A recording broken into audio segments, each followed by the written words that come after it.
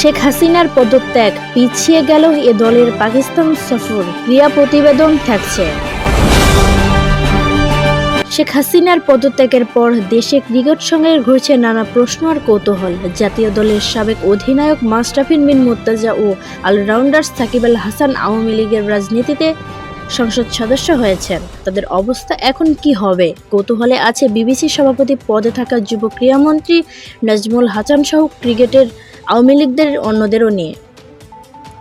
Global টি-20 খেলতে সাকিব এখন কানাডায়। সেখান থেকে পাকিস্তান সফরে বাংলাদেশ দলের সঙ্গে যোগ দেওয়ার কথা তার। সব ঠিক থাকায় 2 সিরিজ খেলতে 17 আগস্ট বাংলাদেশ দল পাকিস্তানে যাবে। মাশরাফি গতকাল ঢাকায় ছিলেন, তবে শেখ হাসিনার পদত্যাগের পর নড়াইলে তার বাড়িতে আগুন দিয়েছেন বিক্ষোভকারীরা। একটি সূত্রে জানা গেছে, গতকাল পরিস্থিতি নিয়ে ফোনে কানাডা থেকে মাশরাফির সঙ্গে কথা বলেছেন সাকিব। বর্তমান পরিস্থিতিতে অন্তত 2 দিনের জন্য পিছিয়ে গেছে বাংলাদেশ এ দলের পাকিস্তান সফর। আজ সকাল 10টায় এ দলের পাকিস্তানের উদ্দেশ্য দেশ ছাড়ার কথা, কিন্তু গতকাল 6 ঘন্টার জন্য হযরত শাহজালাল আন্তর্জাতিক বিমানবন্দরে কার্যক্রম বন্ধ ঘোষণার পর সন্ধ্যায় বিবিসির সংবাদের বিজ্ঞপ্তি দিয়ে জানিয়েছেন অনিবার্য কারণবশত সফরটি অন্তত 48 ঘন্টার জন্য পিছিয়ে দেওয়া হয়েছে। এ নিয়ে বিবিসির সঙ্গে বিবিসির যোগাযোগ অব্যাহত আছে।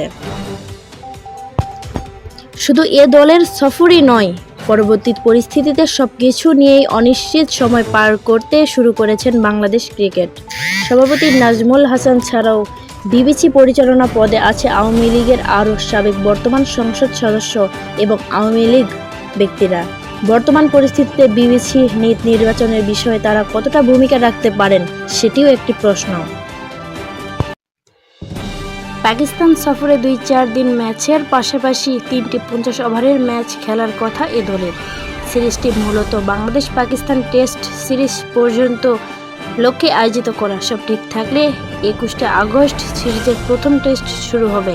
30 আগস্ট শুরু হবে দ্বিতীয় ও তৃতীয় টেস্ট। 2টি টেস্টই আইসিসি টেস্ট চ্যাম্পিয়নশিপের অংশ। তবে পরিস্থিতি পুরোপুরি অস্বাভাবিক হওয়া পর্যন্ত নিশ্চিত এই সিরিজের ভবিষ্যৎ। এছাড়া গত কিছুদিন সংগ্রাম পরিস্থিতিতে ক্রিকেটারদের পাকিস্তান সফরের পর্যন্ত প্রভাব ফেলেছে।